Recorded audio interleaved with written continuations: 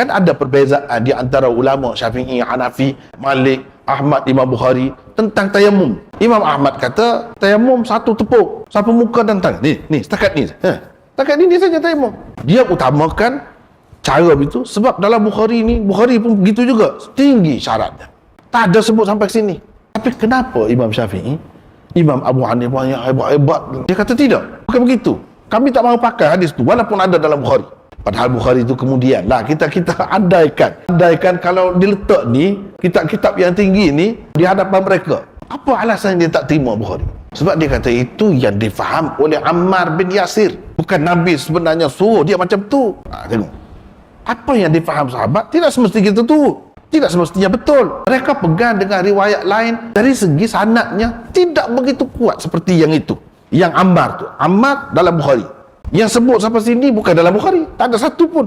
Jadi Imam Syafi'i, Imam Abu Hanifah dan lain-lain tak pandai hadis ke? Dia tak tahu ke yang mana yang lebih tinggi? Kenapa dia pegang dengan yang lebih rendah? Sebab dia guna akal dia. Di sini Ammar dia berdasarkan faham dia saja. Sebenarnya Rasulullah SAW dia ada latar belakang dia. Sebab dia berjunuk. Dia tahu dah hukum kalau hadas kecil tayamum, sapu muka dengan tangan saja. Tapi kalau berjunuk macam mana? Dia pun berguling dalam debu. Dia balik bercerita kepada Rasulullah SAW. Lalu Rasulullah SAW kata, innama yakfika an taqul hakadha. Sebenarnya memadai kepada kamu buat begini saja. Bukan dia nak cerita berapa tepukan sepatutnya, di mana anggota yang sepatutnya kamu. Bukan dia nak cerita itu. Dia nak jawab perbuatan Ammar yang keterlaluan tadi sampai bergeluman dalam debu tu. Sepatutnya tidak sampai begitu kamu buat begini sudah. Yang ni muka dan tangan. Dia bukan nak cerita had di mana setakat ini ke atau setakat ini. Ammar faham setakat ini sebab Nabi buat begitu. Sedangkan Nabi nak menyatakan mudah sangat benda tu, sama saja dengan kalau berhadas kecil, berhadas besar pun sama juga, tak perlu kamu bergeluman begitu. Tengok, mereka tak mahu terima yang Ammar itu. Padahal kan hadis Ammar tu lebih sahih dalam Bukhari. Kenapa tak terima? Sebab dia fikir begitu.